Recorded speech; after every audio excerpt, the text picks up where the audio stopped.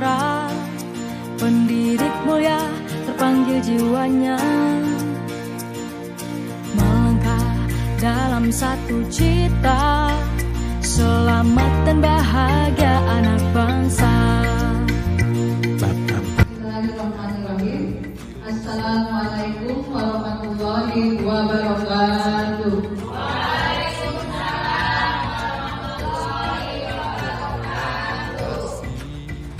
Yang terhormat Kepala Sekolah SD Sukamulya 1, guru-guru SD Sukamulya 1 yang saya hormati, marilah kita panjatkan puji dan syukur kehadirat ilahi Rabbi Allah Subhanahu wa Ta'ala, karena atas berkat dan rahmatnya lah kita dapat berkumpul dalam ruangan ini dalam keadaan sehat walafiat.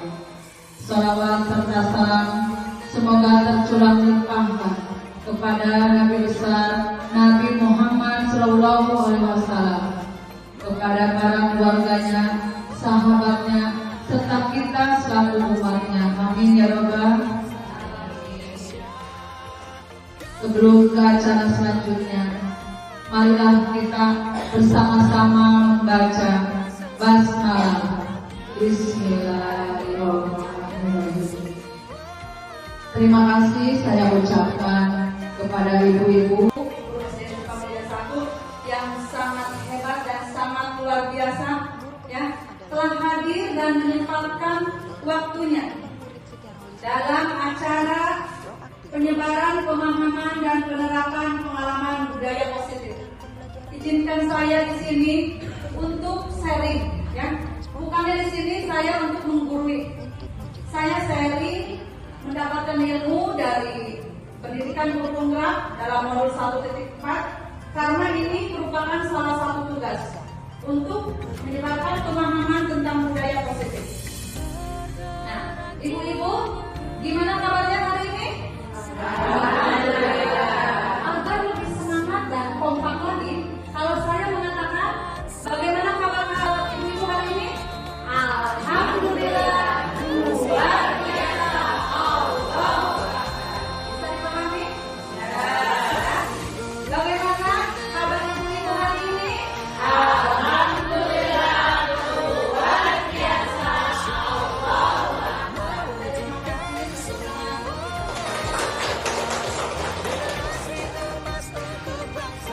Sebelum ke acara selanjutnya, untuk lebih semangat lagi kita melakukan tes breathing dengan menyanyikan lagu Belajar Profil Pancasila. Nanti ibu-ibu silakan ikuti gerakannya yang ada dalam videonya. Dipersilakan untuk berdiri.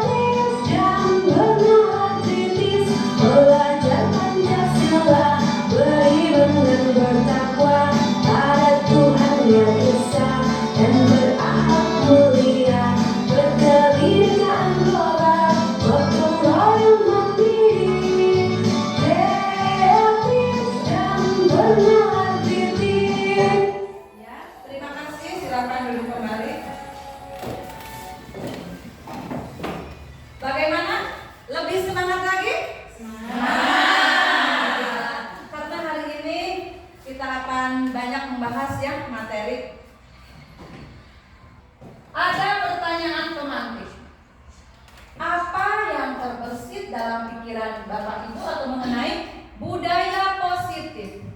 Silakan barangkali dari rekan-rekan semua ada yang mau berpendapat apa itu budaya positif. Silakan. Oh ya, silakan Bu Santi. Terima kasih waktunya Bu Yeni. Menurut pemahaman saya, budaya positif itu adalah nilai-nilai atau keyakinan yang dilakukan oleh murid, kebiasaan-kebiasaan positif juga, agar murid tersebut dapat bernalar kritis serta bertanggung jawab terhadap tugas. Seperti itu mungkin. Ya, terima kasih kepada Ibu Santi. Barangkali masih ada? Menurut saya, budaya positif itu sama dengan jawaban sendiri. Nilai-nilai yang dilakukan oleh siswa yang dilakukan secara konsisten dan terus-menerus dan menjadi kebiasaan yang baik dan akhirnya menjadi sebuah karakter bagi mereka. Terima kasih, betul sekali. Apakah di sekolah kita sudah menerapkan budaya positif? Sudah. Ya, terima kasih.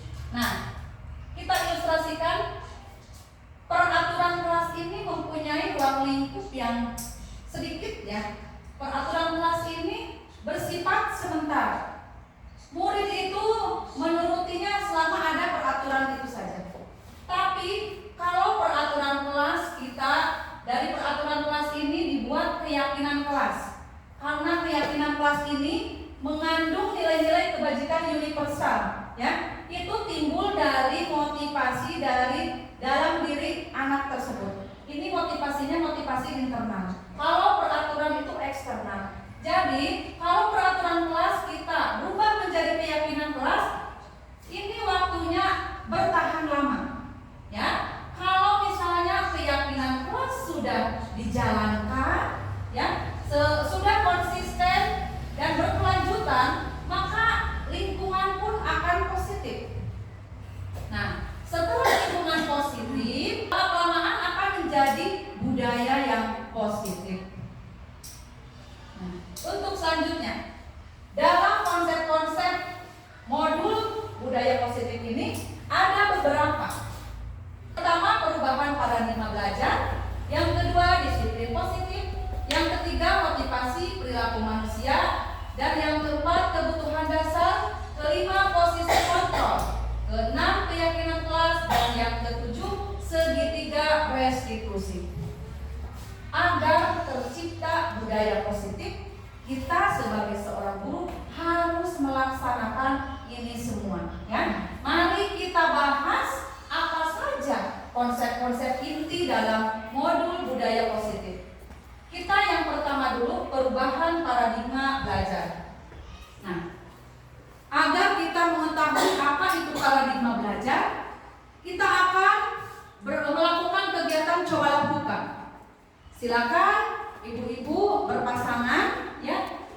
Nanti yang salah seorang itu mengepalkan tangannya, membayangkan kalau di dalam tangan kita ini ada bergaya benda yang sangat berharga untuk kehidupan kita.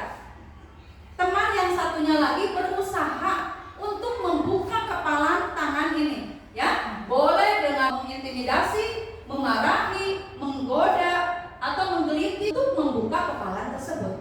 Silakan nantinya bergantian, waktunya 30 detik saja, ya. Silakan ibu-ibu berpasangan secara bergantian, ya, mengepalkan tangannya. Dibayangkan bahwa tangan itu memegang benda yang sangat berharga. Coba dibujuk, mau dirayu, mau bagaimana? Pokoknya sampai teman Anda itu, teman Mbak Ibu itu membuka tangannya. Coba. Jawab pertanyaannya. Apakah ada yang membuka kepala tangannya? Ada. Yang menutup masih ada? Ada. Coba, saya ingin tahu yang membuka. Siapa? Oh, ini. Siapa? Coba, kenapa membuka kepala tangannya? Karena bujukannya itu bisa merayu saya.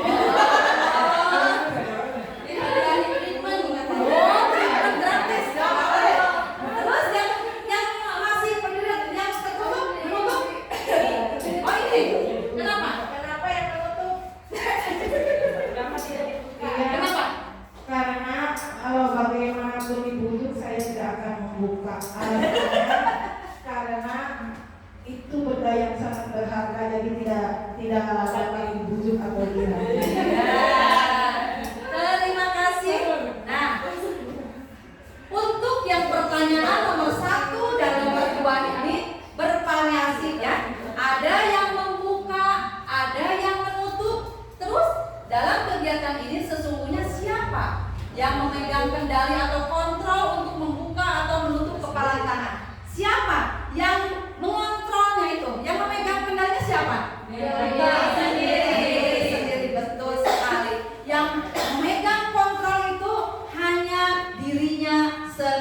diri, ya. Mungkin yang membuka tangannya tergoda karena memang kebutuhannya dia itu, ya. Terus, nah, ada beberapa miskonsepsi tentang teori kontrol, ya. Ilusi guru mengontrol murid. Guru seolah-olah mengontrol murid, padahal kan yang mengontrol itu murid itu sendiri. Nah, murid seolah-olah bisa dikontrol itu, murid itu mungkin lagi mengizinkan dirinya untuk dikontrol. Karena bentuk kontrol guru itu sesuai dengan kebutuhannya dia pada saat itu. Ya, padahal yang mengontrol, kita sebagai guru tidak bisa mengontrol seorang murid. Yang mengontrol itu dirinya sendiri. Dan yang kedua, ilusi bahwa semua penguatan positif efektif dan bermanfaat. Penguatan positif itu bujukan, ya, tidak selamanya efektif karena itu tidak bertahan lama, ya. Yang namanya bujukan itu adalah eksternal, dari luar, tidak akan bertahan lama. Yang ketiga, ilusi bahwa kritik dan membuat orang merasa bersalah dapat menguatkan karakter.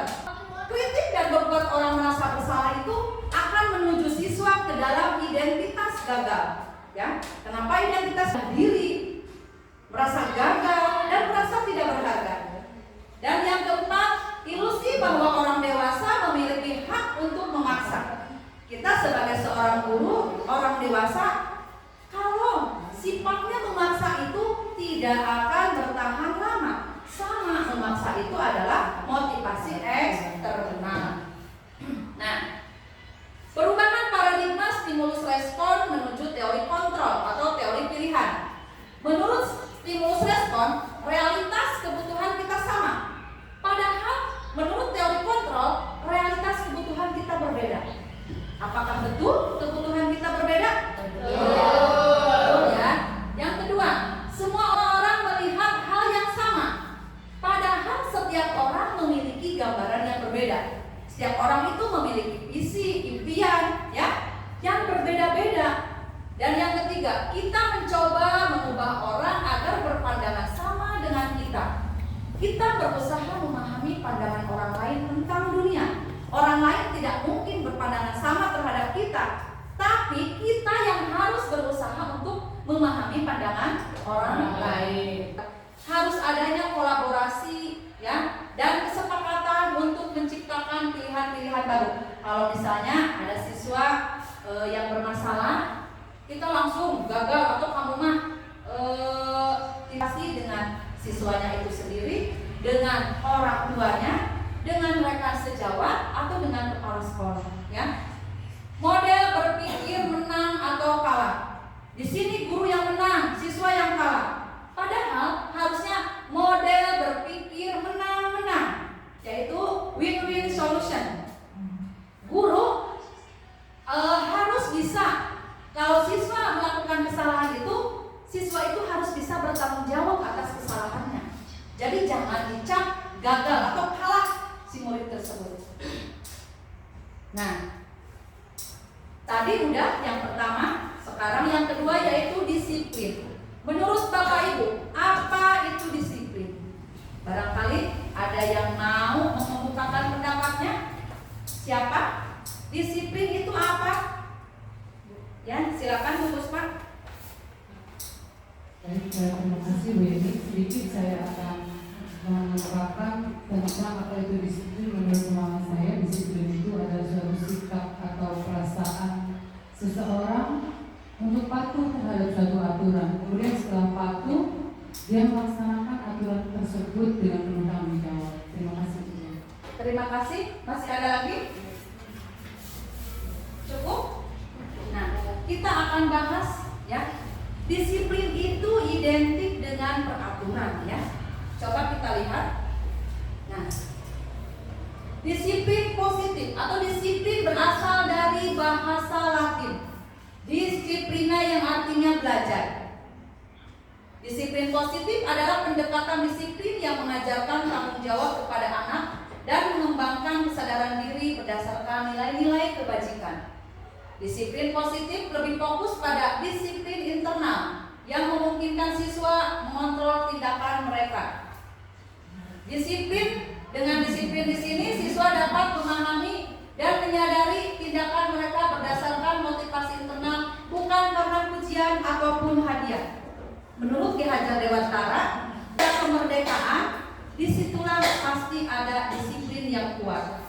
Maksud disiplin di sini disiplin diri, ya. Yang namanya disiplin diri atau terbentuknya dari motivasi internal itu mereka akan melaksanakannya dengan penuh tanggung jawab. Beda dengan yang eksternal. Nah, tujuannya yang pertama menanamkan motivasi pada murid-murid kita, yaitu dengan menjadi orang yang mereka inginkan, menghargai diri sendiri dengan nilai-nilai yang mereka percaya, memiliki motivasi intrinsik yang berdampak jangka panjang, tidak akan terpengaruh pada adanya hukuman atau hadiah. Di sini kita tugasnya sebagai guru yaitu membangkitkan motivasi internal, ya. Jangan sampai anak itu nurut hanya karena takut, atau hanya karena ada hadiah, atau hanya karena ada imbalan atau apapun, ya.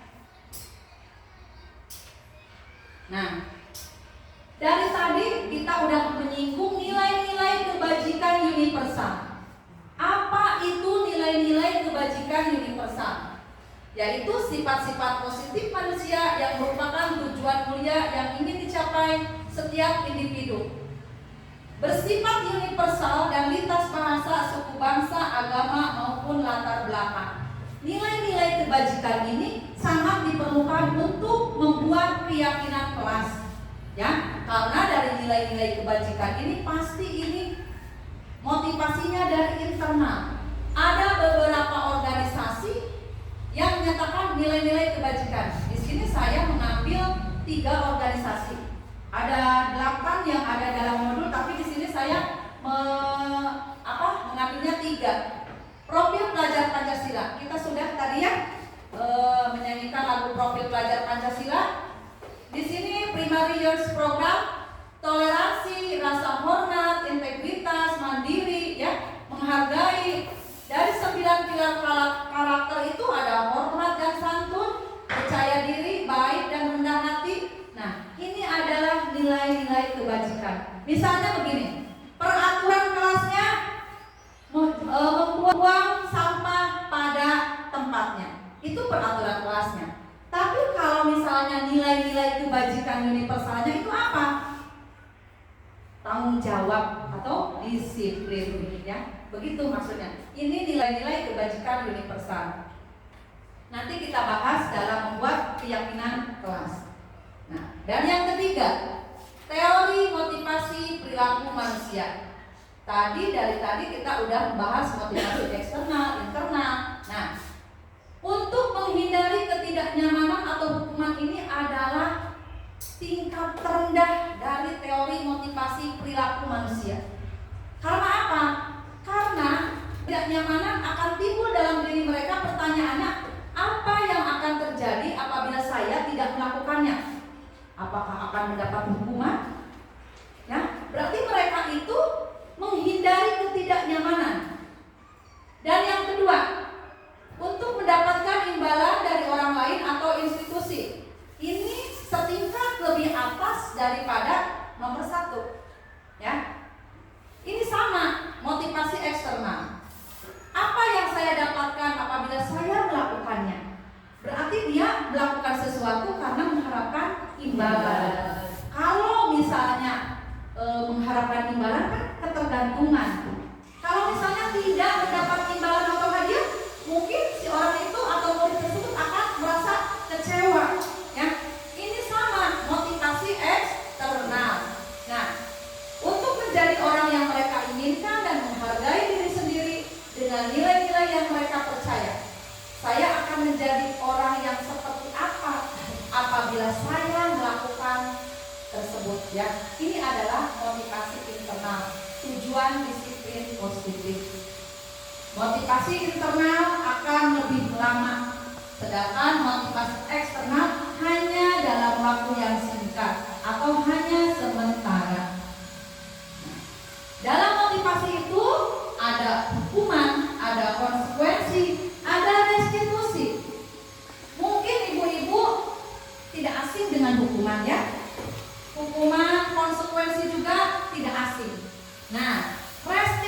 restitusi. Saya juga di sini baru mempelajari restitusi karena ada dalam modul 1.4. Hukuman itu tidak terencana, tiba-tiba. Murid tidak tahu apa yang akan terjadi karena murid tidak dilibatkan. Bersifat satu arah, berupa hukuman fisik atau psikis. Misalnya, ada anak yang terlambat. Repek ya, kamu membersihkan kamar mandi, atau jangan di rumah hormat bendera 1 jam. Nah, kan ini tidak terencana, tiba-tiba. Tidak ada kesepakatan antara murid dan guru. Ya, murid ini bersifat satu arah, hanya guru saja, sedangkan murid hanya bisa menerima. Berupa hukumannya bisa fisik atau omongan, verbal yang bisa menyakiti hati anak tersebut. Hati-hati karena hukuman ini kalau psikis sampai dewasa pun atau sampai tua, anak itu pasti ingat. Ya. Terus konsekuensi terencana, disepakati sesuai aturan. Murid tetap dibuat tidak nyaman. Sikap guru selalu memonitor murid. Konsekuensi ini ada kesepakatan antara siswa dan guru. Misalnya tidak mengerjakan PR. Konsekuensinya kamu nanti jam istirahat mengerjakan PR. Jadi waktu si anak tersita. Ya, ini murid tetap dibuat tidak nyaman karena ini dalam jangka waktu yang sementara. Berarti guru itu harus memonitor. Kalau misalnya ditinggal, kamu misalnya mengerjakan PR, silakan waktu jam istirahat. Udah aja kita tidak memonitor. Apakah anak tersebut akan melaksanakan? Tidak ya. Mungkin dia akan jajan bersama teman-temannya. Nah, kalau restitusi, proses menciptakan kondisi bagi murid untuk memperbaiki kesalahan. Proses kolaboratif yang mengajarkan murid untuk mencari solusi sendiri. Kalau di restitusi ini, siswa itu tidak ada hukuman ya. Siswa itu berkolaborasi dengan guru dan menyelesaikan masalahnya. Nanti kita akan dibahas dalam segitiga restitusi. Nah, selanjutnya, coba kalau tindakan gurunya mencatat 100 kali di dalam buku kalimat, saya tidak akan terlambat lagi karena terlambat ke sekolah. Itu hukuman atau konsekuensi? Hukuman. Nanti kita lihat ya. Terus lari mengelilingi lapangan basket 2 kali. Hukuman. Murid diminta push up. Hukuman. Menggantikan kertas tugas teman yang telah dicoret-coret. Konsekuensi. Membersihkan tumpahan air di meja tulis karena tersenggol pada saat belajar. Konsekuensi. Murid disuruh untuk mengenakan sepatu seharian di sekolah karena tidak mengenakan sepatu hitam. Hukuman. Lari mengelilingi lapangan basket 2 kali karena terlambat 10 menit untuk pelajaran PJOK. Hukuman. Kita lihat. Nah, ini tadi ya. Karena mungkin ini udah ada kesepakatan antara guru PJOK-nya ya. Nah, ini udah betul ya tadi. Hukuman, konsekuensi, hukuman dan konsekuensi. Karena ini karena terlambat untuk pelajaran PJOK. Nah, karena kita masih banyak materinya ya. Baru 3 atau 4 itu SDG-nya cacing.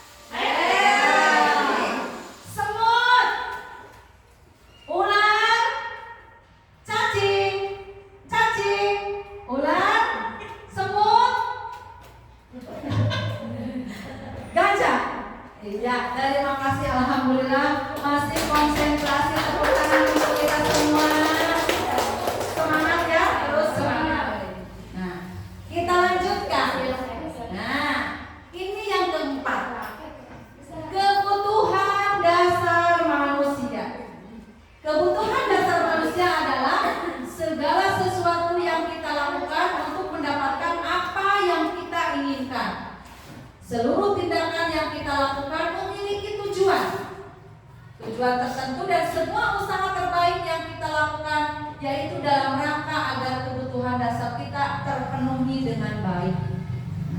Ada sebuah kasus ya, nanti kita bahas. Ibu Ambar, guru wali kelas 2A di SD Pelita Hati, sedang bingung menghadapi ulah salah satu murid di kelasnya, yaitu yang bernama Doni. Beberapa anak di kelas 2A telah datang padanya dan mengeluhkan Doni yang seringkali meminta bekal makan siang mereka dengan paksa. Jika Anda menghadapi situasi seperti Ibu Ambar, apa yang akan Anda lakukan? Menurut Anda, kira-kira apa alasan Doni melakukan hal itu? Telah kita bahas dalam teori kontrol bahwa semua orang yang melakukan itu pasti memiliki tujuan, baik itu perilakunya yang baik atau tidak baik, ya. Kita sebagai guru jangan langsung mengecap ini anak nakal. Kita harus cari dulu apa kebutuhan dasar yang mereka belum penuhi, ya. Nanti kita bahas. Nah, ada 5 kebutuhan dasar manusia. Yang pertama, bertahan hidup. Bersifat fisiologis, misalnya kesehatan, rumah, makanan. Kebutuhan biologis dan psikologis, misalnya kebutuhan akan perasaan aman. Ini kebutuhan bertahan hidup. Yang kedua, kasih sayang dan rasa diterima. Untuk disayangi dan diterima, dipedulikan, dan menjadi bagian dari suatu kelompok. Ini kebutuhan kasih sayang dan rasa diterima. Dan yang ketiga, kebutuhan penguasaan. Ingin menjadi pemimpin, ingin dihormati, dianggap berharga, dan diakui atas prestasi dan keterampilannya. Yang keempat, kebebasan. Menginginkan pilihan, perlu banyak bergerak, suka mencoba-coba hal baru dan menarik, tidak terpengaruh oleh orang lain. Dan yang terakhir yaitu kebutuhannya kesenangan, bermain, tertawa, ingin menikmati apa yang dilakukan. Ada 5 kebutuhan dasar manusia: bertahan hidup, kasih sayang dan rasa diterima, penguasaan, kebebasan, dan kesenangan. Nah, dalam kasus tadi, si Doni yang suka mengambil bekal makanan temannya, misalnya Ibu Ambar memanggil si Doni, Doni, kenapa kamu melakukan atau mengambil bekal makanan teman kamu? Kalau jawabannya si Doni, Bu, saya lapar, saya tidak makan dari pagi karena ibu saya sibuk, jadi saya tidak bawa bekal makanannya. Berarti si Doni itu lapar, kebutuhannya apa? Nah, si Doni berusaha untuk memenuhi kebutuhannya, yaitu bertahan hidup, ya. Kalau misalnya dari kasus tadi jawaban si Doni, Bu, saya mengambil bekal makanan itu karena saya ingin diperhatikan oleh teman itu, berarti si Doni berusaha memenuhi kasih sayang. Kalau misalnya jawabannya begini, Bu, saya mengambil bekal makanan teman saya karena saya ingin ditakuti oleh mereka, karena agar mereka nurut pada saya. Jadi apa kebutuhan dasar yang belum terpenuhi oleh si Doni? Kalau jawabannya begini si Doni, Bu, saya bosan, bekal makanan di rumah saya itu aja. Saya ingin mencoba makanan teman saya. Kalau misalnya jawaban itu, si Doni berusaha memenuhi kebutuhan yang mana? Terakhir ya, misalnya Doni, kenapa kamu? Bu, saya iseng aja. Saya ingin melihat ekspresi teman saya yang diambil, lucu lihatnya. Nah, kalau si Doni menjawabnya seperti itu, berarti kebutuhannya apa? Kesenangan. Kita sudah tahu 5 kebutuhan dasar manusia. Nah, kalau misalnya ada murid yang bermasalah, jangan langsung dicap ya. Kita langsung bertanya dulu kepada siswa, apa kebutuhannya yang belum mereka tercukupi. Kalau misalnya mereka itu bosan atau misalnya kurang perhatian, berarti kalau kurang perhatian kasih sayang masuknya, ya. kita harus bisa tahu apa kebutuhan. Kan di kelas itu beragam ya. Jadi kita harus mengetahui kebutuhan masing-masing siswa karena kebutuhannya berbeda. Ya. Nah, 5 posisi kontrol guru. Tadi kebutuhan dasar udah, sekarang 5 posisi kontrol guru.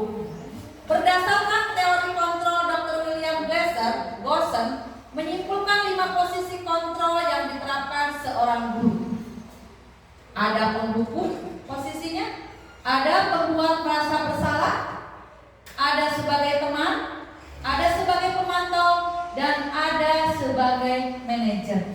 Nanti kita tanya pada diri kita sendiri, kita posisi kontrolnya udah yang mana? Ya, kita bahas satu persatu. Ada kasus Adi datang terlambat ke sekolah. Kalau misalnya kita memposisikan kontrolnya sebagai penghukum, nah, dalam penghukum itu nada suara tinggi, bahasa tubuh mata melotot, dan jari menunjuk-nunjuk menghardik. Terlambat lagi, pasti terlambat lagi.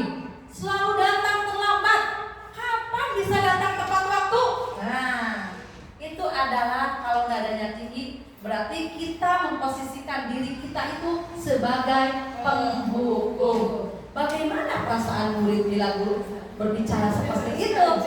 Hasilnya kemungkinan murid marah dan mendendam atau bersifat agresif.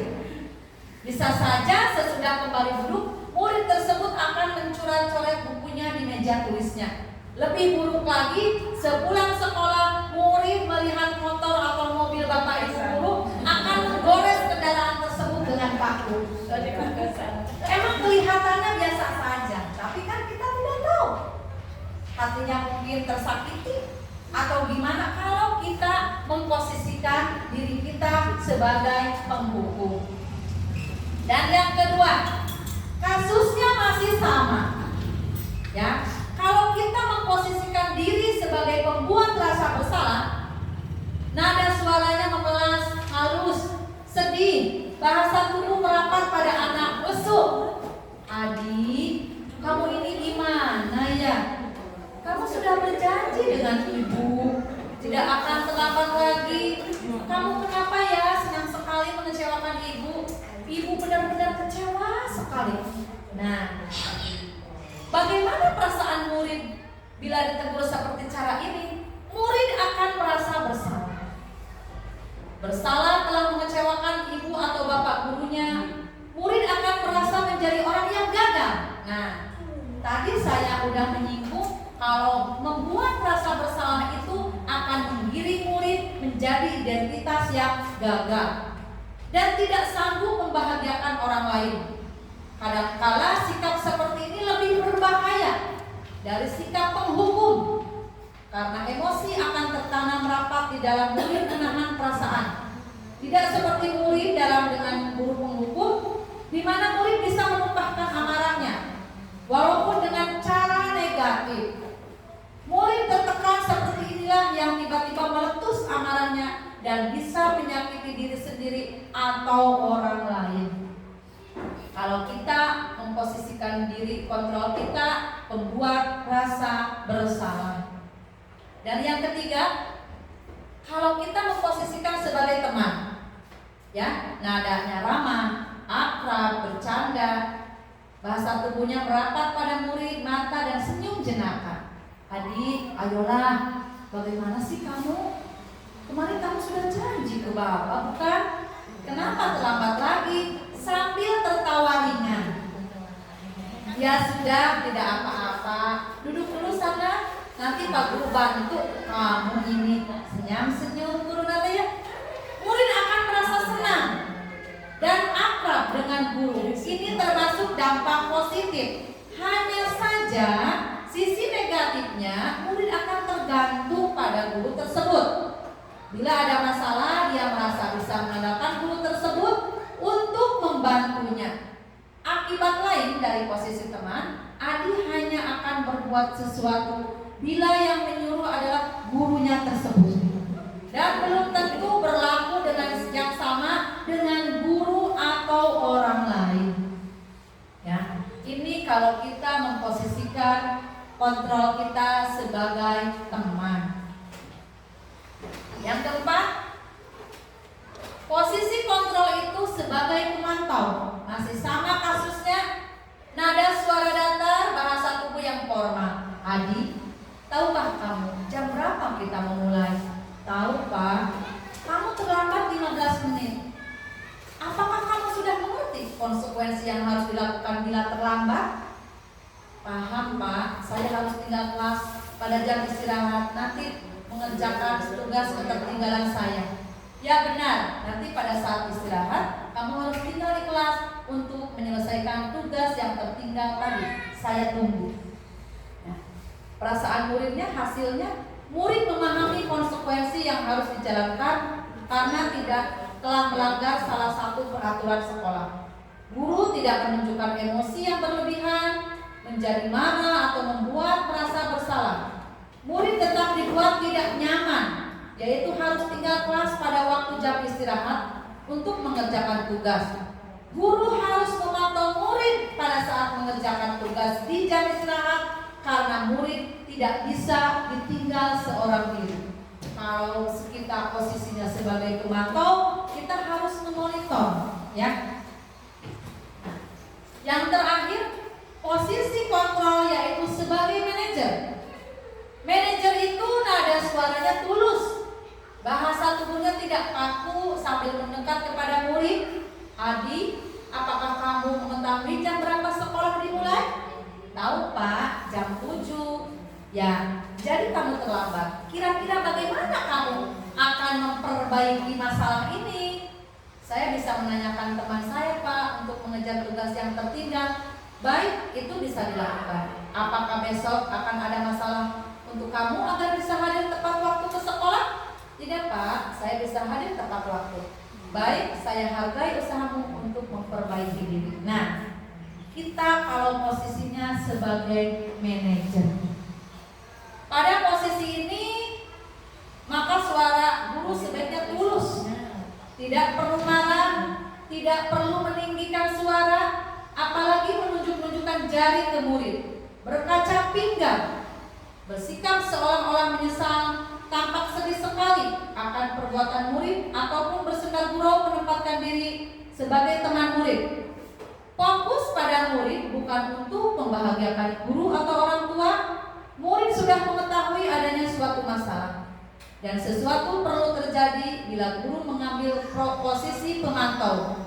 Guru akan melihat apa konsekuensinya, apa peraturannya. Namun pada posisi manajer, guru akan mengembalikan tanggung jawab pada murid untuk mencari jalan keluar permasalahannya, tentu dengan bimbingan guru. Nah, posisi kita selama ini sebagai apa? Apakah sebagai penghukum, sebagai pembuat merasa bersalah, sebagai teman, atau sebagai pemantau, atau sebagai manajer? Empat-empatnya. Iya, saya dulu juga posisi saya itu sebagai penghukum, ya, pembuat merasa bersalah dan teman. Pemantau, ya sering dilakukan. Tapi kalau manajer belum ya. Nah, kita karena sekarang udah tahu harus memposisikan diri kita sebagai posisi kontrol manajer. Karena nomor 1 dan nomor 2 yaitu sebagai penghukum dan sebagai pembuat merasa bersalah akan menggiring siswa menjadi identitas yang gagal, ya. Nah, posisi kontrol seorang guru. Guru melakukan kerjasama dengan siswa, memberi mereka tanggung jawab atas perilaku mereka dan mendukung mereka dalam menemukan solusi di atas masalah yang mereka hadapi. Ya, ini sebagai manajer. Posisi manajer mengacu pada retribusi yang memungkinkan siswa menjadi manajer bagi diri mereka sendiri dan menciptakan identitas positif serta keberhasilan dalam diri mereka. Ya, nah, identitas gagal. Identitas gagal itu kontrolnya dari luar. Kalau kita memposisikan sebagai penghukum, pembuat rasa bersalah. Kalau misalnya ini identitas berhasil atau sukses, tapi kontrolnya itu masih dari luar, atau motivasinya ini masih eksternal. Kalau teman kan tadi ketergantungan, ya. Kalau pemantau, kita memposisikan sebagai pemantau. Kalau kita selama pemantau, memonitoring siswa itu akan menurun. Tapi kalau kita lengah, mungkin siswa akan kembali seperti semula, ya. Kalau penghukum ini mengulangi kesalahan, merasa rendah diri kalau membuat rasa bersalah. Kalau teman, dampak pada muridnya lemah, tidak mandiri dan tergantung, ya. Pemantau menitik beratkan pada sanksi atau hadiah untuk dirinya.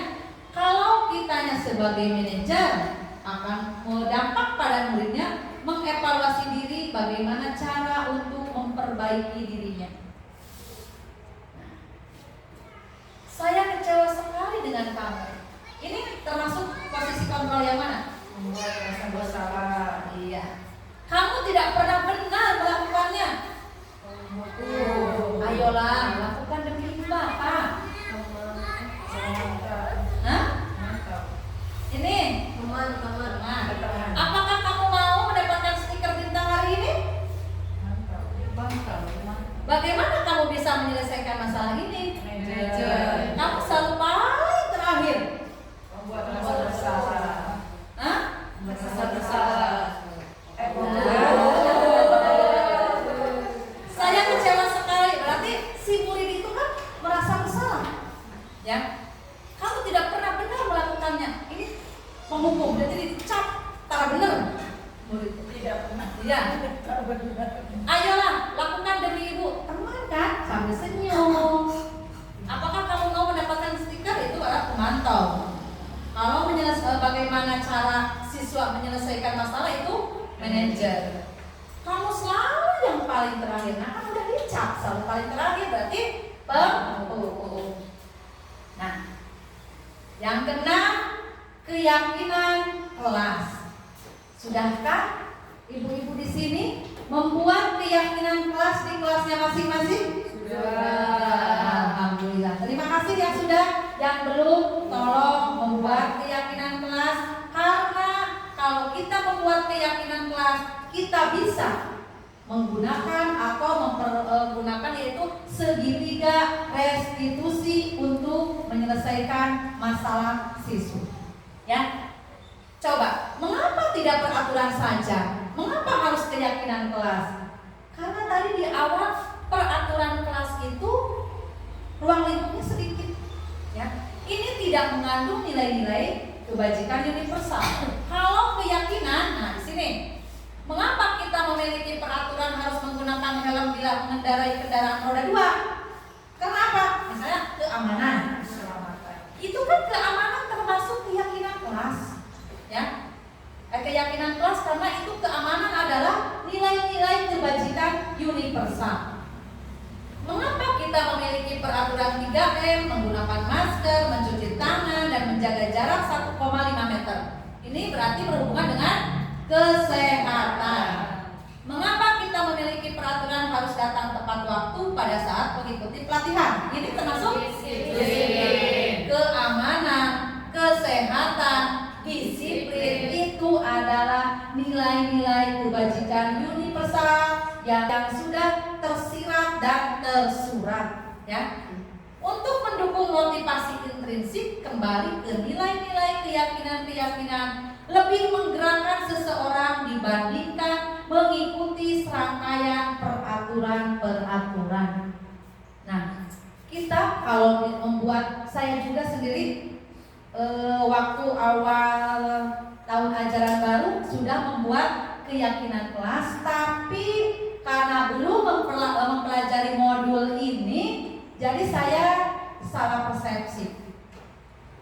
Jadi saya sudah melakukannya, siswa dikasih kertas yang nanti ditempel, ya, langsung kita seleksi, nanti hasilnya langsung ditempel di kertas. Nah, dalam keyakinan kelas ini kata-katanya atau kalimatnya jangan menggunakan kalimat negatif. Dilarang, tidak boleh, jangan, ya. Saya masih ada, jadi mau dirubah keyakinan kelasnya, ya. Terus, nah, selalu kembalikan buku ke tempatnya. Apa keyakinan kelasnya? Apa? Selalu kembalikan buku ke tempatnya. Terus, ya nanti kita lihat apa itu isinya.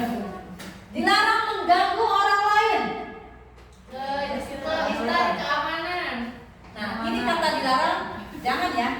Kalau peraturan, kalau dalam keyakinan kelas, jangan ada kata positif atau kata negatif ya, jangan. Hadir di sekolah 15 menit sebelum pembelajaran dimulai. Dilarang melakukan kekerasan. Dilarang menggunakan narkoba. Bergantian atau menunggu giliran. Gunakan masker. Jangan berlari di kelas atau koridor.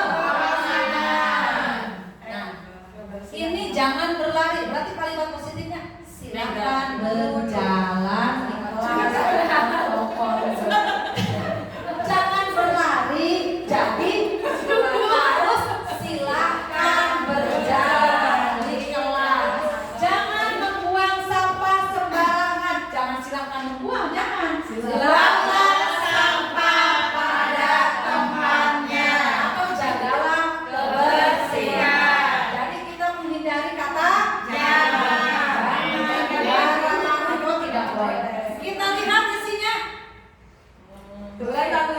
Selalu mengembalikan itu tanggung jawab. Dilarang mengganggu, jadi menghormati orang lain. Hadir itu menghormati orang lain dan berkomitmen. Kekerasan itu keselamatan dan menghormati orang lain. Dilarang menggunakan narkoba itu kesehatan. Bergantian atau menunggu giliran, menghormati orang lain dan bersahabat. Gunakan masker, kesehatan dan keselamatan. Jangan berlari di kelas atau koridor, keselamatan dan keamanan. Sudah mengerti ya? Nah, pembentukan keyakinan kelas. Keyakinan kelas bersifat lebih abstrak daripada peraturan yang lebih rinci dan konkret. Keyakinan kelas berupa pernyataan-pernyataan universal. Nah, yang tadi kan pernyataan nilai-nilai kebajikan, ya. Pernyataan keyakinan kelas senantiasa dibuat dalam bentuk positif. Keyakinan kelas hendaknya tidak terlalu banyak sehingga mudah diingat dan dipahami oleh semua warga kelas. Keyakinan kelas sebaiknya sesuatu yang dapat diterapkan di lingkungan tersebut. Semua warga kelas hendaknya ikut berkontribusi dalam pembuatan keyakinan kelas lewat kegiatan curah pendapat. Bersedia meninjau kembali keyakinan kelas dari waktu ke waktu.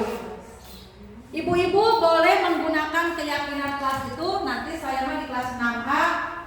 Ini kertas apa sih? Memo ya? Memo nanti ditempel, bagikan kepada setiap orang. Kita beri pemahaman. Kalau misalnya itu dalam membuat keyakinan kelas, jangan memakai kalimat negatif. Jangan yang panjang-panjang. Misalnya nilai-nilai kebajikannya disiplin. Kan banyak disiplinnya. Ya, disiplin. Satu orang satu aja ya. Satu orang satu saja, jangan banyak-banyak.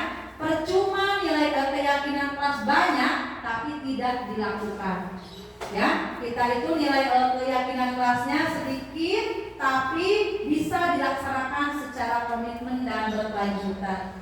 Nah, misalnya kalau sudah satu orang tempelkan, kita bahas bersama-sama. Misal ada siswa yang menjawabnya disiplin, ada berapa orang? 4, berarti cuma 1 udah, ya.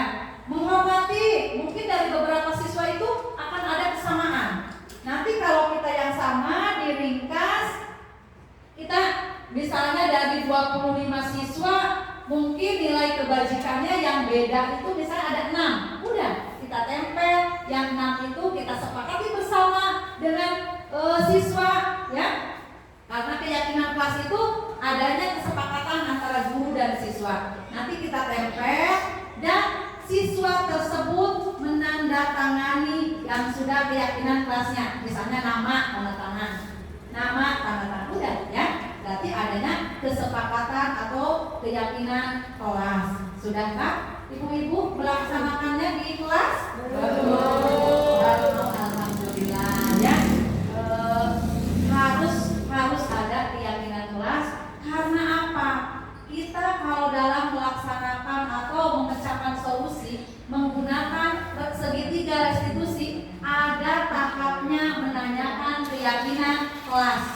Kalau kita belum membuat keyakinan kelas, ya, terus tahap yang ketiga mau menanyakan keyakinan kelas yang mana? Peraturan sekolah itu dibuat oleh sekolah, keyakinan kelasnya adalah kesepakatan kita di kelas itu mau seperti apa agar siswa itu nyaman, aman, bahagia, ya. Jadi pembelajaran kalau udah aman, senang, bahagia, insya Allah siswa akan siswa akan merdeka, siswa akan pembelajarannya itu lebih antusias lagi, lebih termotivasi lagi, dan siswa akan merasa senang. Nah, tujuan utama ini menuju siswa itu menuju keselamatan dan bahagia, ya. Nah, sebelum membahas segitiga restitusi, namanya juga segitiga, saya mengambil clue-nya itu jangan lupakan orang ketiga. Coba misalnya begini, orang pertama adalah ibu adik, orang kedua ibu Nini, orang ketiganya siapa? Orang ketiganya Bunca. Pintar, hebat. Orang pertama ibu Bunca, orang kedua ibu Nok, dia ibu Ayu, orang ketiganya siapa?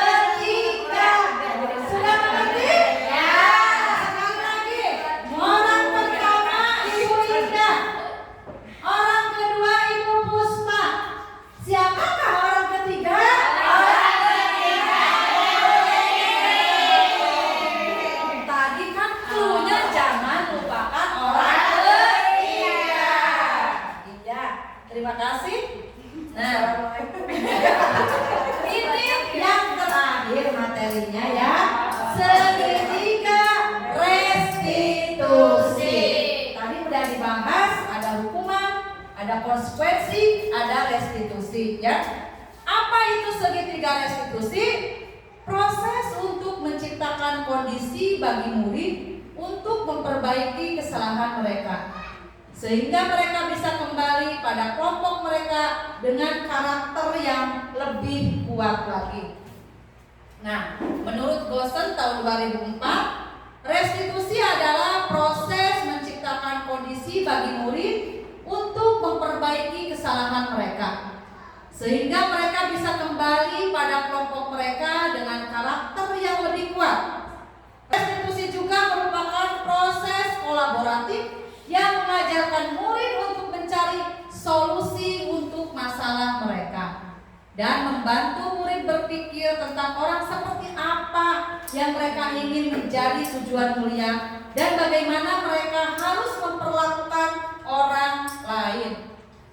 Nah, adapun ciri-ciri restitusi yang membedakan dari program disiplin lainnya. Yang pertama, restitusi bukan untuk menebus kesalahan, namun untuk belajar dari kesalahan.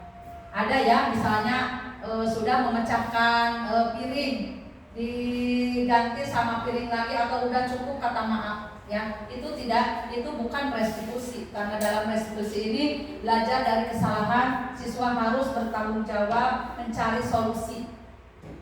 Ciri-ciri restitusinya yang kedua, memperbaiki hubungan. Ya, tawaran bukan paksaan, bukan karena ada hukuman.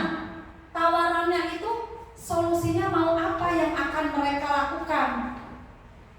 Menuntun untuk melihat ke dalam diri.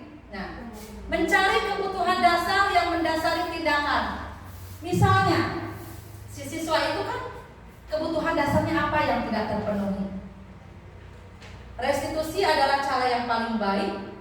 Fokus pada karakter bukan tindakan. Restitusi fokus pada solusi dan mengembalikan murid yang berbuat salah pada kelompoknya. Itu adalah ciri-ciri restitusi yang membedakannya dari program disiplin lainnya. Nah, segitiga restitusi. Apakah ibu-ibu sudah mengenal sebelumnya? Apa itu segitiga restitusi? Karena jujur, saya juga baru tahu. Ya, apa itu segitiga restitusi? Guru sebagai manajer dapat menggunakan langkah restitusi sebagai salah satu cara menanamkan disiplin positif pada murid sebagai bagian dari budaya positif di sekolah.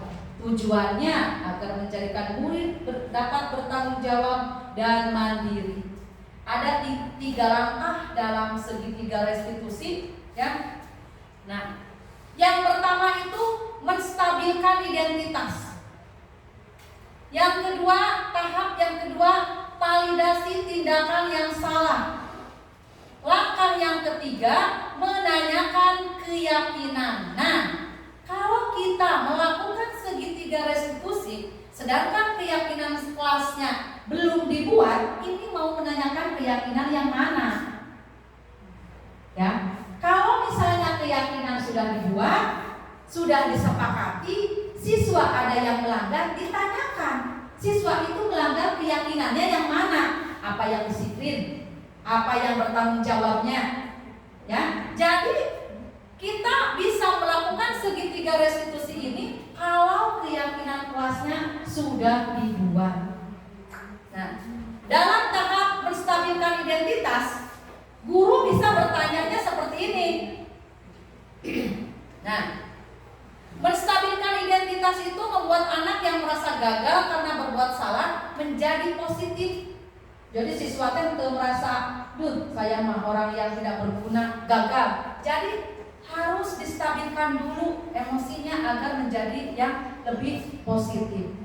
Gurunya bisa kita berkatanya, berbuat salah itu hal yang manusiawi. Tidak ada manusia yang sempurna. Bapak Ibu juga pernah buat salah seperti itu misalnya. Kita bisa menyelesaikan permasalahan ini.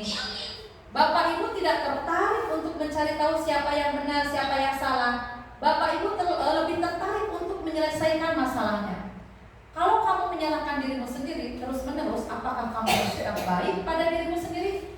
Ini bisa kata-katanya kita lontarkan kepada peserta didik. Ya, kalau misalnya ada yang berbuat kesalahan, misalnya nanti saya sudah mempraktekkan ya, ada kelas 6A yang tertidur di dalam kelas, saya menerapkan langkah-langkah segitiga restitusi. Nanti akan lebih jelas tahap-tahapnya. Dan yang kedua, validasi tindakan yang salah. Membantu murid mengenal kebutuhan dasar yang ingin dipenuhinya ketika melakukan kesalahan itu. Pada dasarnya setiap tindakan manusia tujuannya adalah memenuhi kebutuhan dasar. Tadi yang 5 kebutuhan dasar itu apa Bapak Ibu? Kebutuhan dasarnya yang pertama bertahan hidup.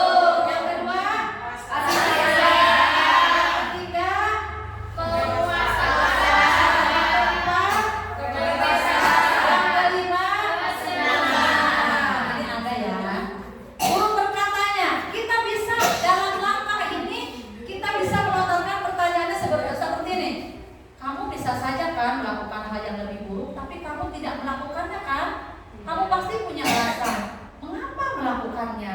Apa yang penting bagi kamu? Kamu boleh tetap berusaha menjaga sikap itu, tapi tambahkan sikap yang lain, yang baru. Maukah kamu belajar cara lain untuk mendapat yang kamu butuhkan tanpa harus memukul? Apakah kamu bisa melakukannya dengan baik besok lagi? Nah, itu adalah tahapan dalam validasi tindakan yang salah. Terakhir, langkah-langkah penerapan segitiga restitusi itu menanyakan keyakinan. Anak melihat kesalahannya dihubungkan dengan norma sosial dan nilai-nilai yang mendasari manusia berinteraksi dengan orang lain. Apa nilai yang kita percaya di kelas atau sekolah kita? Nilai-nilai universal apa yang telah kita sepakati? Kelas yang ideal itu seperti apa sih? Kamu ingin jadi anak yang seperti apa? Apa yang kamu rasakan ketika kamu melakukan itu? Kamu menjadi orang yang seperti apa? Atau bisa bertanya begini, apakah kamu masih ingat dengan keyakinan kelas yang telah kita sepakati bersama? Ingat Bu, coba keyakinan kelas yang mana yang telah kamu langgar? Saya misalnya melanggar keyakinan kelas tentang disiplin, ya. Terus apa solusinya? Bagaimana langkah selanjutnya? Jadi si anak sendiri yang menemukan solusinya, ya, yang akan memperbaiki kesalahannya. Misalkan identitas.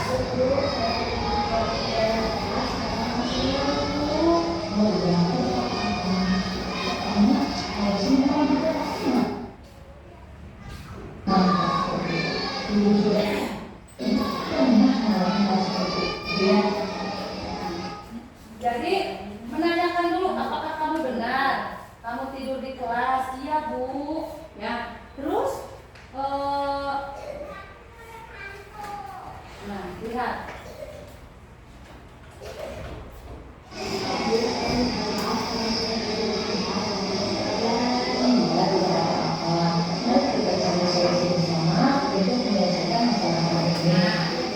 Berarti mengajak.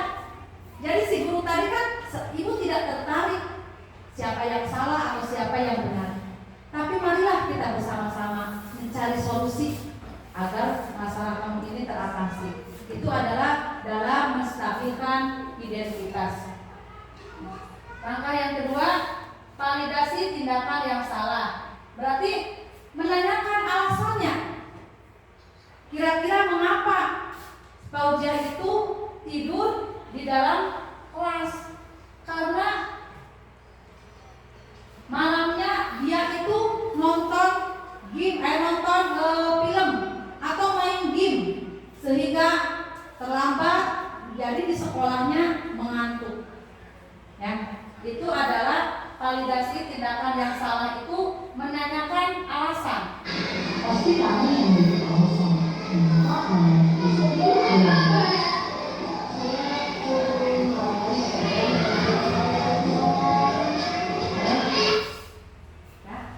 Ini adalah menanyakan alasannya. Terus yang menanyakan keyakinan itu, jadi menanyakan apa, langkah apa yang akan dilakukan atau solusi apa yang akan dilakukan oleh anak tersebut. Jadi dia sendiri yang mengutarakannya. Saya akan tidur lebih awal Bu, tidak akan nonton film sampai larut malam agar saya tidak ngantuk di kelas. Saya tidak akan tertidur lagi di dalam kelas. Nah, kita harus apresiasi jawaban dari siswa tersebut ya, dan menguatkannya agar siswa tersebut konsisten dalam melaksanakan atau bentuk tanggung jawabnya. Nah, disiplin positif tadi udah mengerti ya. Ada 3 tahapan dalam segitiga restitusi. Yang pertama tahapannya apa? Menstabilkan identitas. Dan yang kedua, validasi tindakan yang salah. Dan yang ketiga, menanyakan keyakinan.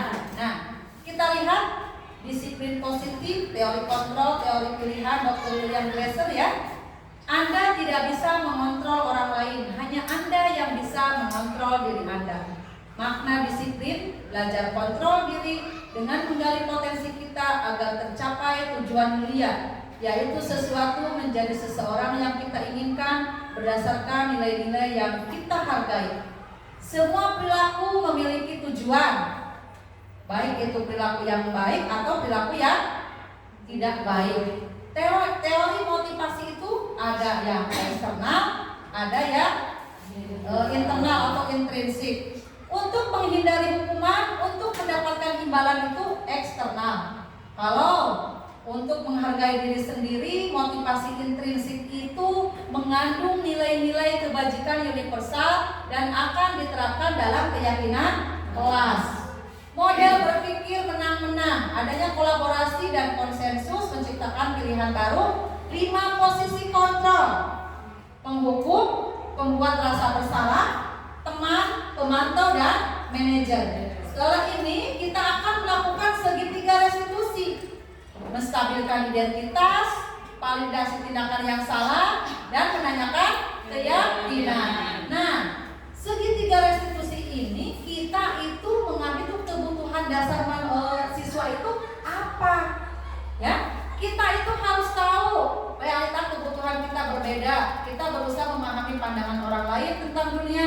Setiap orang memiliki gambaran yang berbeda. Karena kebutuhan setiap orang itu berbeda-beda.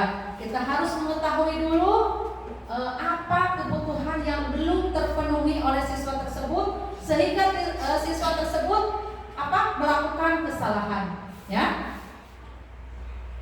Nah, sebagai guru yang baik, maka akan berusaha menciptakan budaya positif di lingkungan sekolah dan menerapkan disiplin positif, motivasi manusia, posisi kontrolnya, restitusi, keyakinan kelas, dan segitiga restitusi. Ya, berarti karena ada ini saya tidak bahas, penghargaan itu ada salah satunya mematikan kreativitas siswa. Penghargaan tidak selamanya efektif, penghargaan itu menghukum, penghargaan itu mematikan kreativitas siswa, menurunkan kualitas. Karena apa? Penghargaan kan motivasi eksternal. Kalau motivasi eksternal itu tidak lama, hanya sementara. Nanti siswa akan balik lagi seperti itu. Nah, ini ada refleksi, nanti dikumpulkan ya ibu-ibu, nanti diisi, dikumpulkan kepada saya. Hal baru apa yang mengubah paradigma saya yang saya dapatkan? Ya, pola pikir kita atau mindset kita yang saya dapatkan. Yang kedua, perasaan apa yang muncul selama mengikuti sesi ini, khususnya mengenai makna disiplin dan motivasi intrinsik. 3, peran Among seperti apakah yang saya telah lakukan selama mengikuti modul-modul ini? Kita posisi kontrolnya sebagai apa yang sudah dilakukan, dan setelah tahu materi ini apa yang akan dilakukan, ya. Saya akan menjadi Among yang seperti apakah setelah mengikuti modul ini? Nah, apakah akan bertahan dalam posisi penghukumnya, gitu ya? Terima kasih, semangat untuk melaksanakan budaya positif. salam dan bahagia, tergerak, bergerak, dan menggerakkan. Nah, mungkin hanya itu yang dapat saya sampaikan. Mungkin ada yang mau menanggapi atau ada yang mau respon, silahkan. Ya, terima kasih Bu. Terima kasih Bu Yeni untuk kesempatan sebelumnya. Bapak Ibu guru, mari kita berikan aplaus yang sangat luar biasa Bu Yeni, guru penggerak yang tentunya Guru penggerak adalah pemimpin pembelajaran. menggerakkan kita agar kita semuanya tergerak dan kemudian kita juga sama-sama menggerakkan. Ya. Baik, Ibu Yeni, sedikit saja dari saya terlihat tadi yang sudah Ibu sampaikan. Terima kasih banyak saya ucapkan kepada Ibu Yeni karena pada kesempatan kali ini khususnya saya dan mungkin juga rekan-rekan yang lain sangat tergerak sekali mendengar penjelasan dari Ibu Yeni. Yang sebelumnya saya tidak tahu menjadi tahu dan jujur ketika saya mendengarkan penjelasan dari Bu Yeni, banyak hal atau miss yang saya lakukan ketika saya melakukan pembelajaran dan menghadapi masalah-masalah yang timbul dari siswa. Ibu, kedepannya insya Allah saya akan memposisikan diri saya sebagai manajer menanyakan kepada anak ketika mempunyai masalah apa yang akan mereka selesaikan. Terima kasih ya Bu Yeni ya. Baik, hal budaya positif yang mungkin di dalamnya ada termasuk disiplin positif, kemudian tadi juga dibahas tentang keyakinan kelas. Budaya positif ini sangat bagus sekali dan memang harus kita laksanakan di sekolah kita. Akan tetapi mungkin dalam pelaksanaannya ini tidak secara langsung, butuh waktu yang bertahap dan memang butuh kesepakatan bersama karena setiap siswa atau setiap guru memiliki peran atau kebutuhan yang berbeda-beda. Baik, jadi itu saja dari saya. Terima kasih atas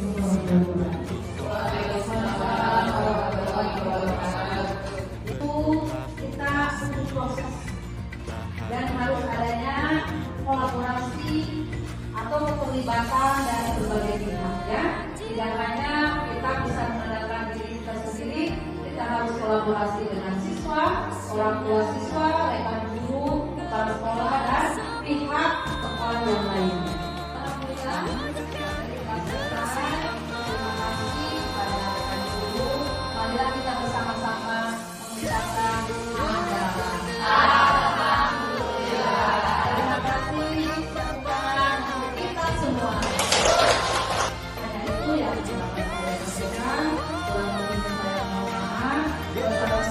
Wassalamualaikum warahmatullahi wabarakatuh. Waalaikumsalam warahmatullahi wabarakatuh.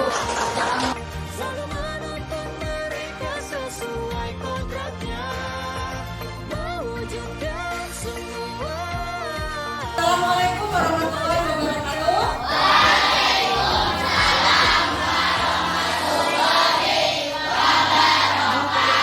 Pembelajaran Kalian hari ini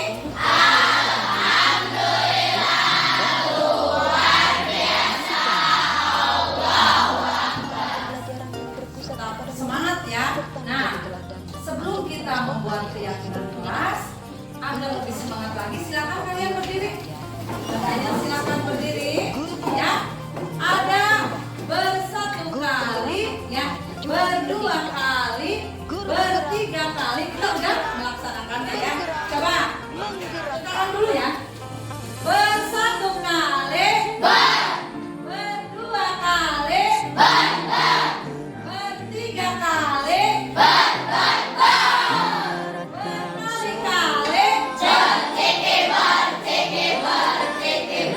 Tepuk tangan untuk kita semua. Hari ini kita akan membuat keyakinan kelas ya. Yang kemarin-kemarin awal pelajaran kita membuatnya peraturan kelas. Nah, dari peraturan kelas kita dibuat menjadi keyakinan kelas. Kenapa Bu? Karena keyakinan kelas itu timbulnya dari diri kalian sendiri, nilai-nilainya. Misalnya begini ya.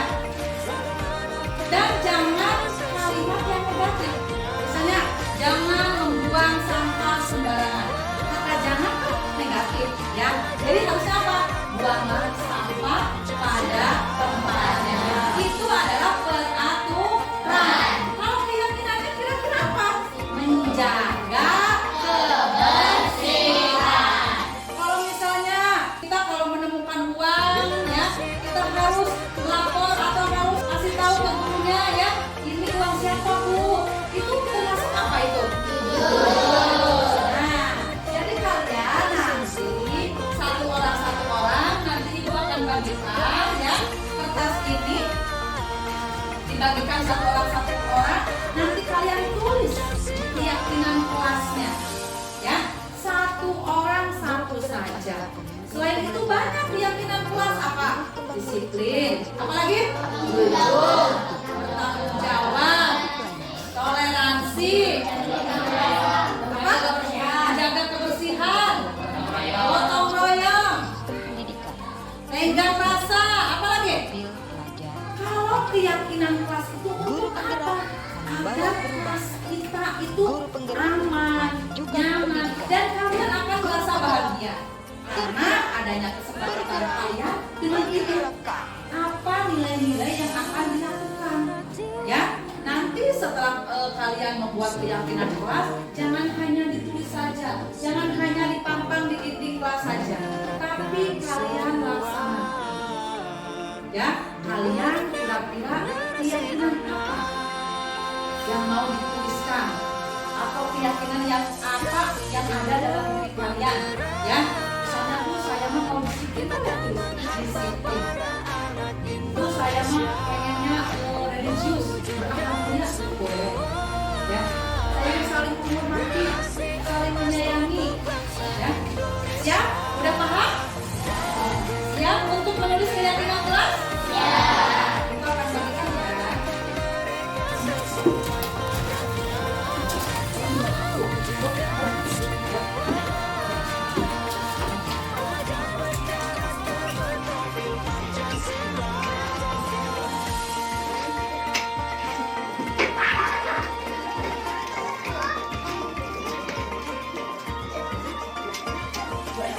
Ayo, kalian tulis keyakinan kelasnya apa, mau kalian itu seperti apa di kelas kita.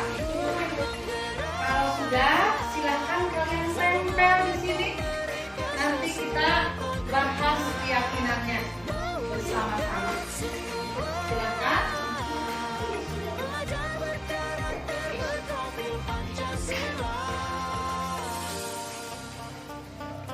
Guru penggerak adalah pemimpin pembelajaran yang mendorong tumbuh kembang murid secara holistik, aktif dan proaktif, mengembangkan pendidik lainnya untuk mengimplementasikan pembelajaran yang berpusat kepada murid serta menjadi teladan dalam agen transformasi ekosistem pendidikan untuk mewujudkan profil pelajar Pancasila. Guru penggerak membawa perubahan.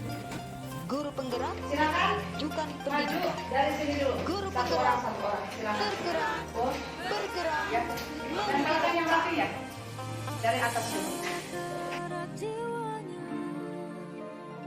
Selalu bergerak dengan aksi nyata, menggerakkan semua,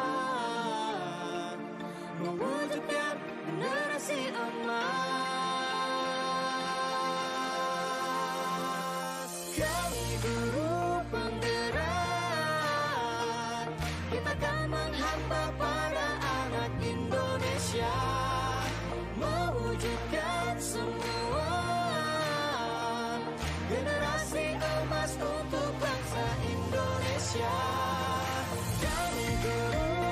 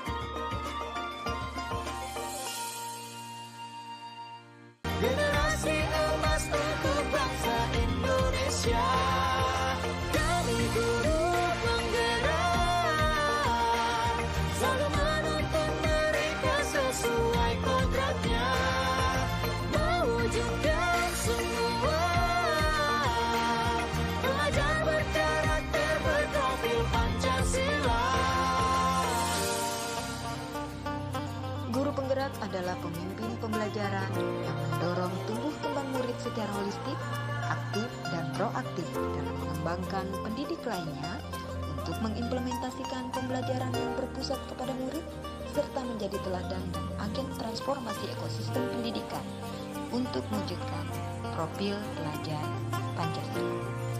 Guru penggerak membawa perubahan. Guru penggerak majukan pendidikan. Guru penggerak tergerak, bergerak, menggerakkan. Tergerak jiwanya, selalu bergerak dengan aksi nyata, menggerakkan semua, mewujudkan generasi emas. Kami guru penggerak, kita akan menghamba Indonesia, mewujudkan semua. Ibu ulangi lagi. Keyakinan kelas dari semuanya kalian sudah mencurahkan pendapatnya, mencurahkan nilai-nilai keyakinan kelasnya ya. Kita sepakati yang pertama. Oh ini belum. Apa ini? Disiplin bertanggung jawab. Udah ya kalau Ibu. Di sini. Nah, yang pertama gotong royong dan menjaga kebersihan. Yang kedua, disiplin dan bertanggung jawab. Tolong menolong sesama teman. Menyayangi teman. Kalau tolong menolong dan menyayangi sama enggak? Enggak. Terus berakhlak mulia, menghargai dan menghormati dan jujur. Nah, keyakinan kelas ini harus kalian laksanakan secara konsisten dan berkelanjutan, bukan hanya dipajang di dinding kelas. Ini udah kesepakatan kita semua. Kita udah sepakat dari nilai-nilai keyakinan yang ingin kalian lakukan itu ada 7 ya. Nah, untuk selanjutnya kalian silahkan tanda tangani ya keyakinan kelas. Di sini kalian tinggal tanda tangan.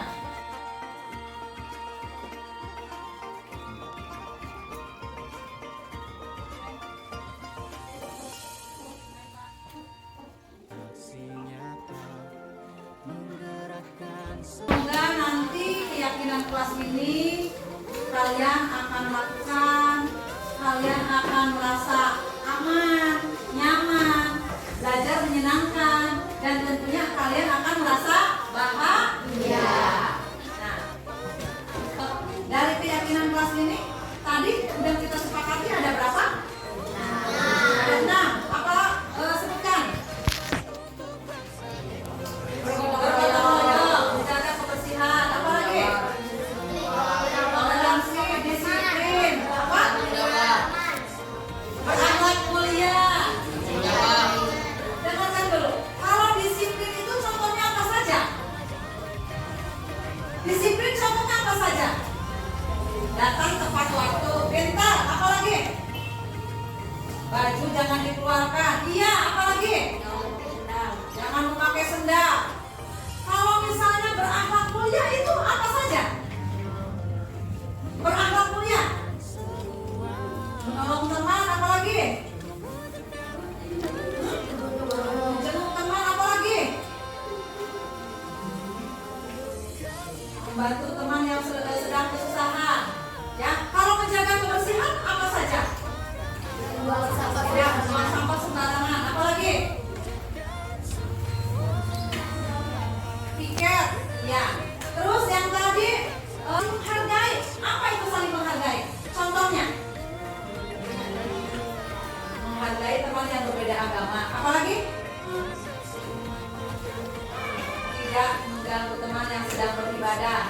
Saling menghormati, saling menghargai itu apa? Bagaimana contohnya? Saling menghargai, saling menyayangi. Apa itu contohnya? Tidak membeda-bedakan teman. Tidak memilah-milih teman, ya. Terus apalagi yang belum? Jujur. Jujur itu apa gimana?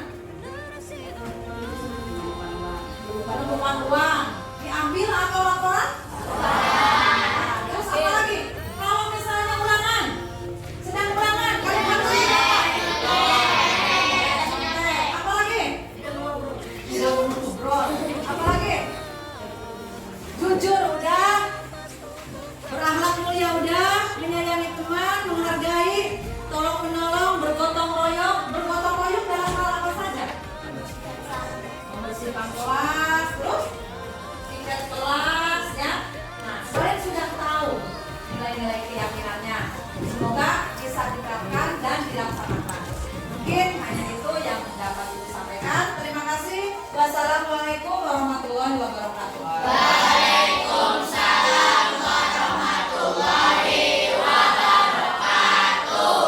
Aksi nyata menggerakkan semua. Assalamualaikum warahmatullahi wabarakatuh. Perkenalkan, nama saya Rifahana Faturahma dari kelas 6A. Assalamualaikum warahmatullahi wabarakatuh. Perkenalkan, nama saya Andi Khalifah dari kelas 6A. Assalamualaikum warahmatullahi wabarakatuh. Perkenalkan, nama saya Bensyah Bentilani dari kelas 6A. Assalamualaikum warahmatullahi wabarakatuh. Perkenalkan, nama saya Wanita Azara dari kelas 6A. Assalamualaikum warahmatullahi wabarakatuh. Saya Adi Sandani dari kelas 6A. Assalamualaikum warahmatullahi wabarakatuh. Perkenalkan, nama saya Akbar Ramadan dari kelas 6A.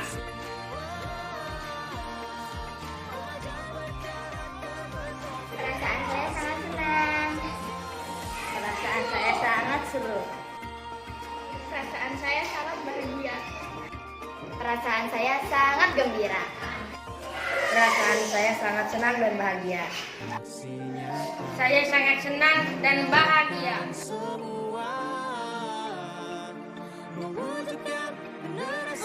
Menurut saya keyakinan kelas sangat penting. Menurut saya keyakinan kelas sangat bermanfaat. Keyakinan kelas bagi saya sangat penting. Keyakinan kelas itu sangat penting. Menurut saya keyakinan kelas sangat penting. Keyakinan kelas itu sangat penting.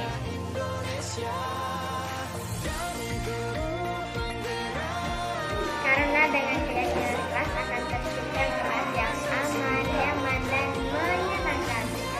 Karena dengan keyakinan kelas saya lebih disiplin dan saling menghormati. Karena dengan keyakinan kelas saya lebih semangat dan bertanggung jawab. Karena dengan keyakinan kelas saya semakin semangat belajar. Karena dengan keyakinan kelas saya bersemangat untuk belajar. Karena dengan keyakinan kelas saya lebih semangat belajar, saling menghormati teman, dan saling menghargai. Generasi emas, kami guru penggerak. Kita akan menghantar para anak Indonesia, mewujudkan semua. Generasi emas untuk bangsa Indonesia. Kami guru penggerak, selalu menuntun mereka sesuai kodratnya. Assalamualaikum warahmatullahi wabarakatuh. Perkenalkan, nama saya Siti Rosindah SPD. Saya rekan sejawat dari IPN Di sini saya akan memberikan refleksi aksi nyata dari Ibu Yeni Kusmawati tentang budaya positif. Saya merasa mendapatkan banyak ilmu-ilmu yang baru, yaitu yang pertama tentang bagaimana cara kita menjadi seorang guru yang tidak menghukum, membuat rasa bersalah terhadap siswa. Dari kelima posisi kontrol ini yang saya pelajari, seharusnya saya menjadi guru yang tidak penghukum, ya. Tetapi saya seharusnya menjadi guru dengan posisi kontrol manajer, sehingga kita tidak langsung menghukum ketika ada siswa yang melakukan kesalahan. Tetapi bertanya dulu kepada siswa, kenapa melakukan hal tersebut, kenapa melakukan kesalahan, apa tujuannya, dan bersama-sama dengan siswa tersebut untuk mencari solusinya keyakinan agar tidak mengulangi kesalahan-kesalahan itu lagi, sehingga mereka bisa memperbaiki diri dan membuat keyakinan pada dirinya sendiri untuk tidak mengulangi hal yang sama, sehingga menjadi lebih disiplin dan bertanggung jawab di kelas, dan siswa merasa bahagia dan nyaman berada di kelas. Selanjutnya, untuk Ibu Yeni Kusmawati, aksi nyatanya sudah sangat bagus.